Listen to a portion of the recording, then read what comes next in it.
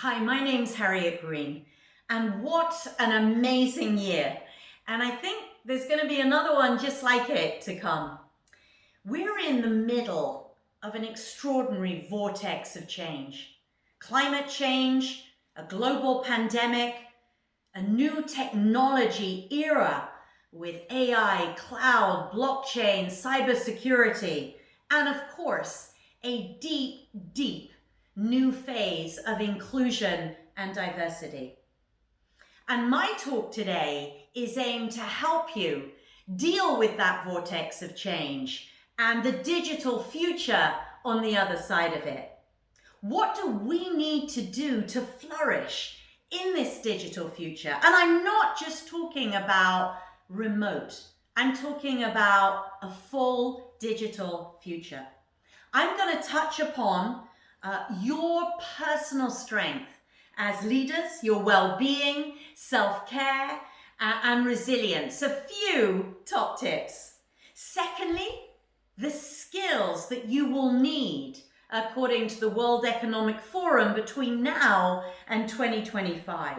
And why life skills, in addition to that, are so important. We'll talk about why digital doesn't just mean working remotely, and a few top tips from myself and the Gartner organization about this digital nirvana. And then I think to finish with, we'll take a look at how we boost our own morale, the morale of others, using the very famous SCARF model. And then we're going to close with growth through innovation. So let us start, and it all begins with you, your personal resilience, your state of being. And I really have collected 3 areas which I think are easy to action and really make a difference as I talk to those in business coaching and those I mentor. First of all, after such an amazingly tough year, we all need to develop and cultivate much more compassion for ourselves and for others.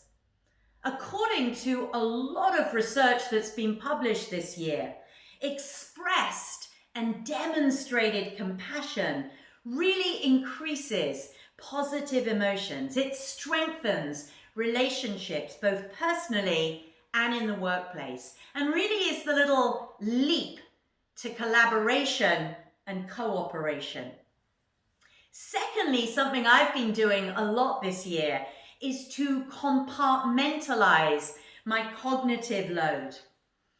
We receive on average about 11 million bits of information every single second, but our brain can only really effectively process about 40 bits. So if we can't reduce the amount of information that is coming at us, then we need to compartmentalize, doing certain tasks at certain times, like we might with exercise, a sort of monotasking. And thirdly, really exercise and get trained on mindfulness. There is so much great training out there, and social psychologists are finding that mindfulness and enhancing it really helps us with our judgment, with the prediction of accuracy, and also with problem solving. So firstly, get yourself in tip-top shape. Secondly, what are the skills that the world needs as we go forward through 2021 into the next 3-4 years? According to the World Economic Forum, analytical thinking and innovation, complex problem solving, how we socially influence both in person and across the multiple media that exists, our use of technology, monitoring and control, and resilience and stress tolerance and flexibility. You can read more deeply about these, but what I think is absolutely critical, and they are the life skills. Some call them softer skills, but I'm not sure that I think they are soft. These are the skills that will become even more important as AI, machine learning, really take the tasks that they are so good at and really leave us to focus on our human empathy, to focus on our decision making and ability to prioritize. The contextualization skills and the creativity is so important.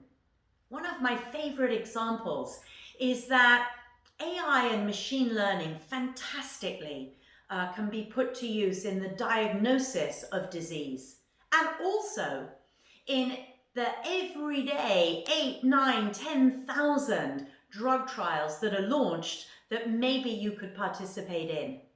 All of those are suited to those technical skills.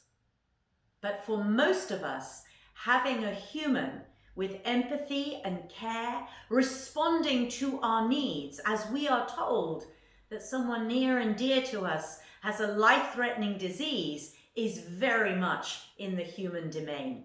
So when you think about the skills, think about the technical skills as well as the human skills.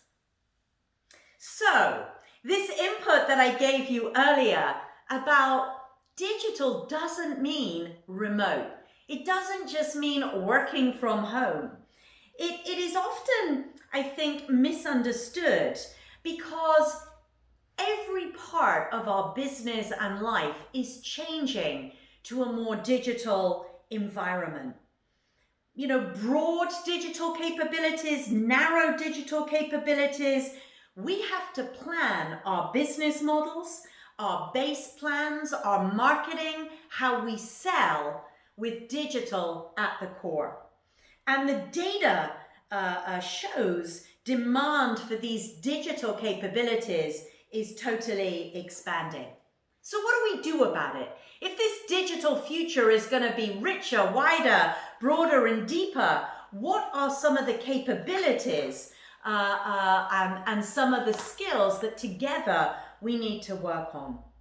First of all, and I've done this myself, I've seen it across small, medium, and very large organizations, that we need to embed agile work environments, break roles and projects into skills, decide the fate of different roles as the environment evolves, unbundling the different resources to adapt to a new way of decision making. And perhaps consider the options for roles at risk from artificial intelligence and automation. Preserve the role as is, but stay ahead of the curve. Forecast what changes can still impact the role and start to prepare and upskill and involve all in the team to become more equipped. And so there are many elements of this digital future that you can start to embed, you can start to break up, you can start to explore the component elements. And Gartner have written superbly on this subject. And at the end of this speech, you'll see some of the resources, some of the blogs, and some of the materials that you may find useful to put into use. But I think absolutely central to all of our futures in digital is how we boost the morale of ourselves and those around us. Because this is change that's coming in a fast way. And just when we think we're coping, another change, another slight fracture means that we need to reassess. So a few gems on boosting your own morale and the morale of others that I would share with you. First of all, really encourage psychological safety.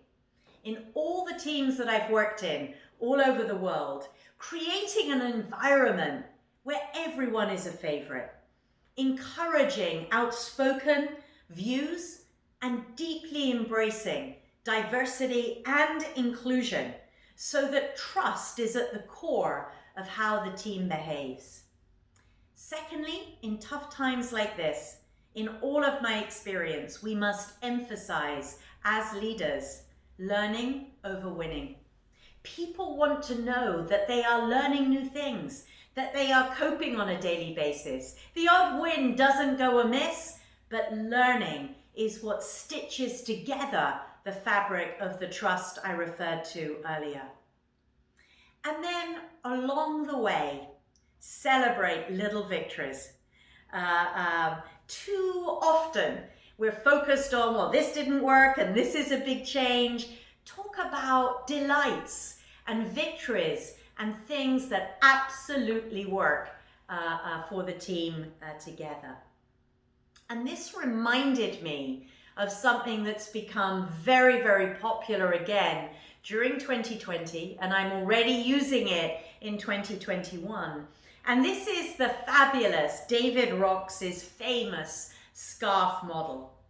The importance of human relationships based on these critical elements: status, our own status; certainty, or how we manage uncertainty; autonomy, our own power to act for ourselves; relatedness, how we connect to others in an authentic way; and fairness.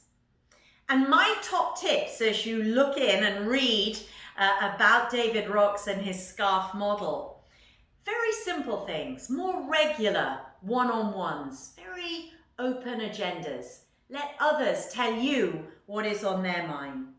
Much more positive feedback, not fake feedback, not you're doing fabulously when you're really not, but taking the chance in the moment to say, you know, that was really great. I didn't think about that. Or super catch. I completely forgot about that. Really finding ways to give more positive feedback.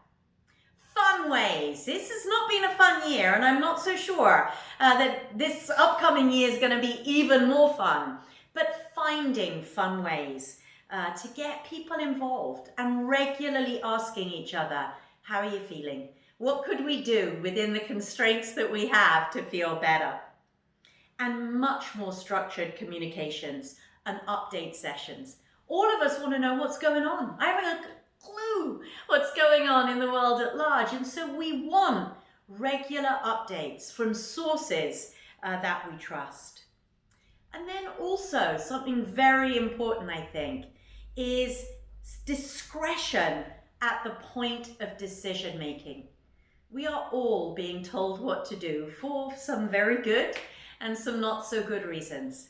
And to be able to make some of your own decisions for yourself, not overly controlled, not overly told what to do, trusting in the judgment of those around you and in your teams is so important.